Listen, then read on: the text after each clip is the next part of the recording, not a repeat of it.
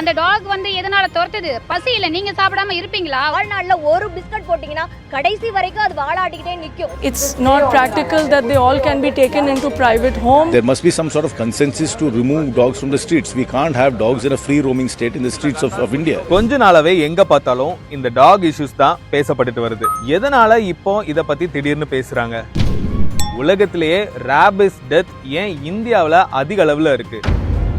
அப்படி இருக்கக்கூடிய இந்தியாவில் ஒரு ஸ்டேட் மட்டும் எப்படி ராபிஸ் ஃப்ரீ ஸ்டேட்டா இருக்கு அப்படிங்கறதெல்லாம் இந்த வீடியோல பார்க்கலாம். ஃபர்ஸ்ட், இந்த இஷ்யூ இப்போ எங்க ஆரம்பிச்சது அப்படின்னா, போன மாசம் அதாவது ஆகஸ்ட் 11ஆம் தேதி டெல்லி சுப்ரீம் கோர்ட்ல டெல்லி மக்களுடைய பாதுகாப்பை கருதி தெரு நாய்க்கள் எல்லாம் ஒரு ஷெல்டர்ல அடைக்க சொல்லி ஆர்டர் போடுறாங்க.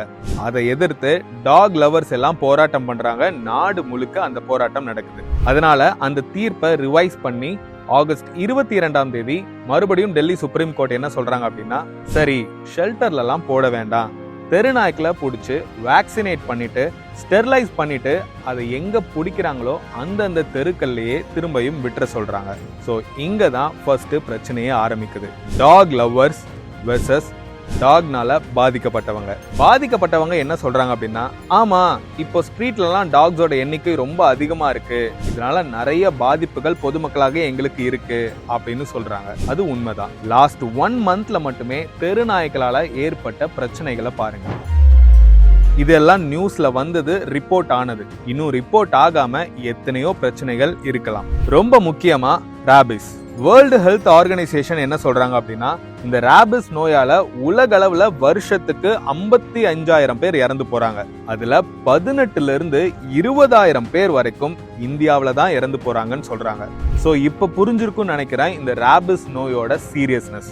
அது மட்டும் இல்லாம இந்தியால நடக்கக்கூடிய ரோடு ஆக்சிடென்ட்ஸுக்கு தெருநாய்கள் தான் 2வது முக்கியமா காரணமா இருக்கு அப்படின்னு சொல்றாங்க. நீங்க எல்லாம் கண்டிப்பா இந்த நியா நானாவோட கிளிப்பிங்ஸ் பார்த்திருப்பீங்க.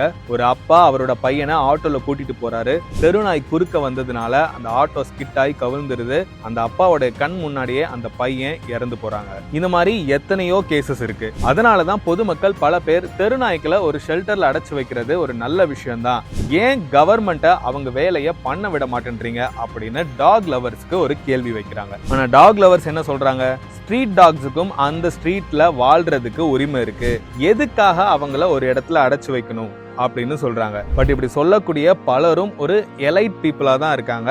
இவங்கெல்லாம் மோஸ்ட்லி தெருவில் இறங்கி நடக்கிறதுக்கான வாய்ப்புகளே இல்லை. அப்படிங்கிற பட்சத்தில் இவங்க தெருநாய்க்களால பெரிய அளவுல பாதிக்கப்படுறதுக்கும் வாய்ப்புகள் இல்லை. ஸோ தெருநாய்க்களால பெரிய அளவுல பாதிக்கப்படாத இவங்க தெருநாய்க்களால பாதிக்கப்படுறவங்களுக்கு எப்படி சொல்யூஷன் சொல்ல முடியும்? முன்னாடி ஒரு காலகட்டத்திலலாம் கார்பரேஷனோட நாய் வண்டின்னு ஒன்று அடிக்கடி வரும். தெருநாய்க்கள் எங்க அதிகமா இருக்கோ அதை புடிச்சிட்டு போய் ஷெல்டர்ஸ்ல போடுவாங்க. தேவைப்பட்டா அதனுடைய பாப்புலேஷனை கண்ட்ரோல்ல வைக்கிறதுக்காக கருணை கொலையும் பண்ணப்பட்டுட்டு தான் இருந்துச்சு. ஆனா 2001க்கு அப்புறம் எப்போ ஏபிசி ரூல், அதாவது அனிமல் பர்த் கண்ட்ரோல் அப்படின்ற ஒரு விஷயம் வந்ததோ, அதுக்கப்புறம் இந்த ஷெல்டர்ல அடைக்கிறதோ கருணை கொலையோ இதெல்லாம் பண்ணக்கூடாது அப்படின்ற மாதிரி சொல்லிட்டாங்க. சரிப்பா, இந்த அனிமல் பர்த் கண்ட்ரோல் அப்படின்றது ஒரு சக்சஸ்ஃபுல் ஃபார்முலா தானே, அது ஏன் நம்ம ஊர்ல ஒர்க் ஆகல அப்படின்னு கேட்டீங்கன்னா, அந்த ஃபார்முலா ஒழுங்கா ஒர்க் ஆகலையா இல்ல அதை ஒழுங்கா ஒர்க் பண்ண விடலையா அப்படின்றதும் இங்க ஒரு கேள்விக்குறியா தான் இருக்கு. ஏன்னா அதே ஃபார்முலாவை ஃபாலோ பண்ணி தான் மாஸ் வேக்சினேஷன், மாஸ் ஸ்டெர்லைசேஷன் இதெல்லாம் பண்ணி தான் இன்னைக்கு இந்தியாவிலேயே கோவா ராபிஸ் ஃப்ரீ ஸ்டேட்டா இருக்காங்க. அந்த ஸ்டேட்டால அதை பண்ண முடியுதுன்னா ஏன் மற்ற ஸ்டேட்ஸால அதை பண்ண முடியாது?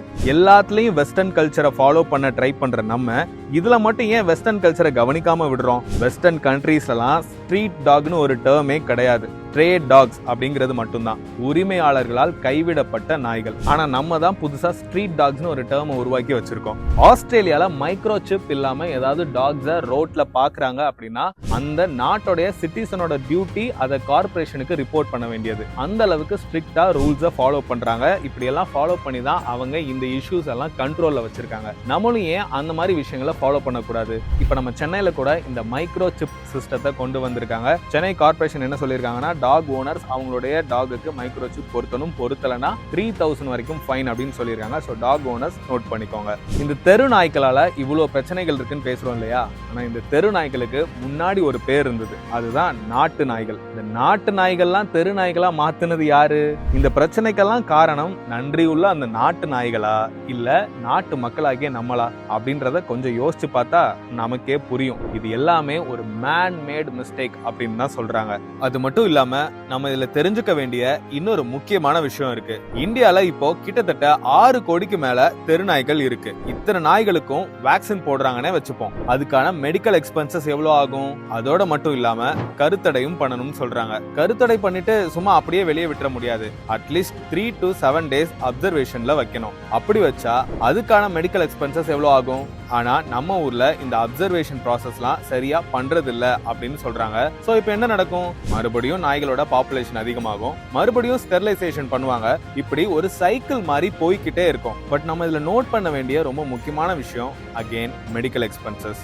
சரி, இது ஒரு பக்கம் இருக்கட்டும். இன்னொரு பக்கம் ஆவரேஜா இந்தியால ஒரு வருஷத்துக்கு 37 லட்சம் நாய்க்கடி சம்பவங்கள் நடக்குதுன்னு சொல்றாங்க.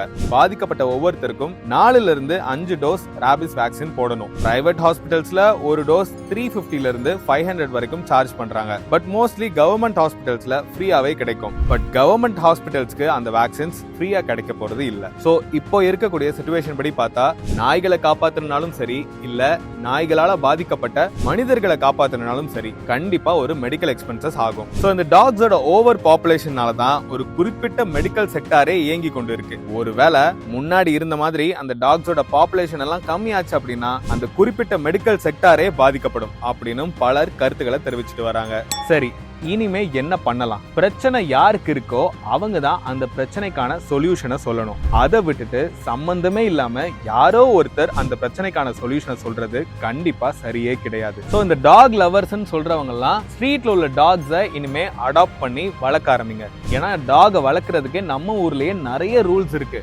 லைசன்ஸ் வாங்கணும், இப்போ இந்த மைக்ரோ சிப் பொருத்தணும், வேக்சினேட் பண்ணிருக்கணும், வெளியே கூட்டிட்டு போறப்ப மாஸ்க் போட்டு தான் கூட்டிட்டு போகணும். இந்த மாதிரி ரூல்ஸ் எல்லாம் கொஞ்சம் ப்ராப்பரா ஃபாலோ பண்ணாலே இந்த பிரச்சனைகள் கம்மியாகிறதுக்கு வாய்ப்பு இருக்கு. சோ டாக் லவர்ஸ் எல்லாம் ஸ்ட்ரீட்ல உள்ள டாகை அடாப்ட் பண்ணி வளர்க்க ஆரம்பிங்க. அதை பண்ண முடியலையா தயவு செஞ்சு கவர்மெண்ட்டை அவங்க வேலையை பண்ண விடுங்க. கவர்மெண்டோட ஆக்ஷன்ஸை ஒபே பண்ணுங்க. ஒபே த ரூல்ஸ், உங்களுக்காகவும் மற்றவங்களுக்காகவும்.